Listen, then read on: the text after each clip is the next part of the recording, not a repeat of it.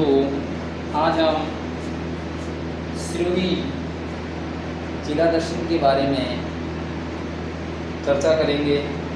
तो आज मैं लिखाऊंगा नहीं, मौखिक रूप से सिरोही जिला दर्शन के बारे में आपको कुछ पॉइंटेड किए हैं, उनके आधार पर आपको मैं बताने जा रहा हूँ।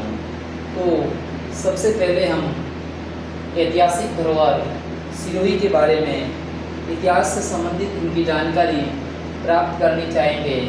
तो वैसे तो काफ़ी लंबे समय तक संघर्ष रहा, लेकिन व्यवस्थित रूप से 1311 में राव लुम्बा, जो कि जालोर की सोनीग्रा चौहान की एक शाखा, देवड़ा शाखा द्वारा सिरोही में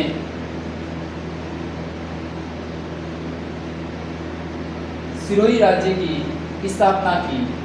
इसके पश्चात जो वर्तमान सिरोही है, जिन्हें शिवपुरी या पुराना प्राचीन खोबा स्थान, जिसको सिरोही की स्थापना करने वाले राजा सहसमल थे, और इनके पश्चात इनके आराध्य देव शानेश्वर महादेव का मंदिर, जो कि सिरोही नगरी के समीप ही स्थित है, और इससे पूर्व सिरोही की राजधानी चंद्रावती, जो कि उससे पूर्व परमारों का शासन था, वहाँ पर भी सिरोही की राजधानी होने का सौभाग्य मिला। इसके अलावा बरलूट वाड़ेली भी इनसे पूर्व सिरोही की राजधानी प्राप्त होने का गौरव उन्हें भी मिला। अब हम इतिहास के परिप्रेक्ष्य में देखा जाए तो कहते हैं कि गुरु वशिष्ठ ने जब पृथ्वी पर अन्याय, अत्याचार और अपराध, अहिंसा बढ़ रही थी, तो उनको नियंत्रण करने के लिए गुरु वशिष्ठ ने माउंट आबू में अग्निकुंड यज्ञ किया, और इस अग्निकुंड से 4 कुल की उत्पत्ति होती हैं, जैसे चौहान, चालुक्य, परमार और गुर्जर प्रतिहार वंशों की। तो ये उत्पत्ति के बारे में मोहम्मद नैन्सी भी इनका समर्थन करते हैं, और गौरीशंकर हीराचंद ओझा भी मानते हैं, और कहते हैं कि गौरीशंकर हीराचंद ओझा के अनुसार ये चौहानों को सूर्यवंशी बताया है, तो कहीं इनको चंद्रवंशी भी बताया है। तो ये अग्निकुंड का सिद्धांत भी ये हमारे माउंट आबू से ही है। फिर माउंट आबू में एक ऐतिहासिक परिप्रेक्ष्य के रूप में पढ़ेंगे अचलगढ़ का दुर्ग, जो 9वीं और 10वीं शताब्दी के आसपास परमार राजाओं द्वारा स्थापना की थी, और इनका पुनर्निर्माण का श्रेय महाराणा कुंभा मेवाड़ के इनको जाता है। यहाँ पर अचलेश्वर महादेव का मंदिर है। कहा जाता है कि यहाँ कोई मूर्ति नहीं है, उनके अंगूठे की पूजा होती है, और यहाँ ओखा रानी का महल भी है। और जैसा कि श्रावण भाद्रा इस अचलगढ़ दुर्ग के पास अचलेश्वर मंदिर है, वहीं पर एक महल है, ये दोनों, और यहाँ पर उदा और कुंभा की मूर्ति भी स्थापित है। और दूसरा बबराकत और मंदाकिनी कुंड, ये माउंट आबू में इनके समीप ही है। कहा जाता है कि बबराथल जगह की समरा देवड़ा के समय मोहब्बत बेगड़ा का आक्रमण हुआ था, और यहाँ पर मधुमक्खी के सत्ते द्वारा अपने शत्रुओं पर हमला किया था, ऐसा किंवदंती के अनुसार कहा जाता है। और नदियाँ पश्चिमी बनास नदी हैं, उनका उद्गम स्थल नया सानवाड़ा से है, और जवाई नदी सिरोही जिले में बहती है। और राजधानी के रूप में चंद्रावती, सिरोही बल्लूट ये हमने देखा। और अंग्रेजों के समय जो इनका एजीजी का मुख्यालय माउंट आबू था और राजस्थान की प्रथम नगर पालिका 1864 बनने का श्रेय माउंट आबू को ही है।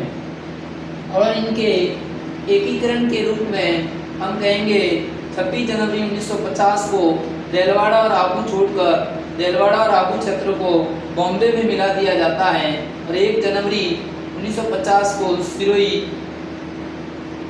रियासत के रूप में एकीकरण में शामिल कर दिया जाता है।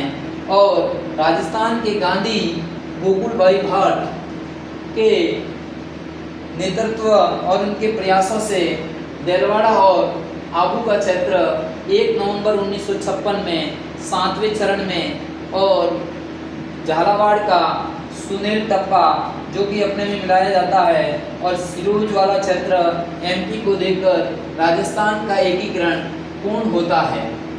और राजस्थान की सबसे ज्योग्राफी की दृष्टि से राजस्थान की सबसे ऊंची झील नक्की झील और इस झील के बारे में कहा जाता है कि यह नाखूनों द्वारा खोदी गई थी। और रसियावालम और कन्याकुमारी की जो कहानी है इसी झील के संदर्भ में जुड़ी हुई है। फिर ग्रीष्म महोत्सव का आयोजन और शरद महोत्सव का आयोजन माउंट आबू में किया जाता है। और अरावली पर्वतमाला दक्षिण पश्चिम से उत्तर पूर्व की शुरुआत सिरोही माउंट आबू से ही होती है। अरावली की सबसे ऊंची पर्वत चोटी जो गुरु शिखर और दूसरी शेर और इसके बाद अचलगढ़ ऋषिकेश बहुत सारी है तो वह सिरोही जिले में ही स्थित है, जिन्हें गुरु शिखर को कर्नल जेम्स टॉड ने संतों का शिखर की संज्ञा दी है। और खनिज के क्षेत्र में अपने सिरोही में बालदा के क्षेत्र में टंगस्टन का उत्पादन के प्रमाण मिले हैं। और माउंट आबू में अर्बुदा देवी या अदर देवी परमाणु की कुल देवी के मंदिर है। कहते हैं कि यह अदर स्थित में खड़ी है। और राजस्थान का प्रथम इको फ्रेजाइल जोन व सिरोही में है। और राजस्थान का सबसे ऊंचा पठार उड़िया पठार वो माउंट आबू सिरोही में है। और इसके अलावा ऐतिहासिक दृष्टि से देखा जाए तो 1031 ईस्वी में अपने आदिनाथ ऋषभदेव का मंदिर जो कि भीम सोलंकी के मंत्री विमल शाह द्वारा बनवाया गया देलवाड़ा में बहुत सुंदर और सूक्ष्म कारीगरी के लिए प्रसिद्ध है। इनके पश्चात 1231 ईस्वी में सोलंकी वीर धवल के मंत्री तेजपाल और वास्तुपाल द्वारा नेमिनाथ नूरवसई के मंदिर का निर्माण किया जाता है। और इस प्रकार सिरोही में बरमान जगह वहाँ पर सूर्य मंदिर है। आबू रोड जो कि राजस्थान का ही नहीं विश्व का ब्रह्म कुमारी ईश्वरीय विश्वविद्यालय बना हुआ है। और इसके अलावा यहाँ पर्यटक भ्रमण की दृष्टि से माउंट आबू तो है ही, इसके अलावा केसर विलास जो कि केसर सिंह जी द्वारा बनवाया गया है, स्वरूप विलास महाराजा स्वरूप सिंह जी द्वारा इनका निर्माण करवाया गया है।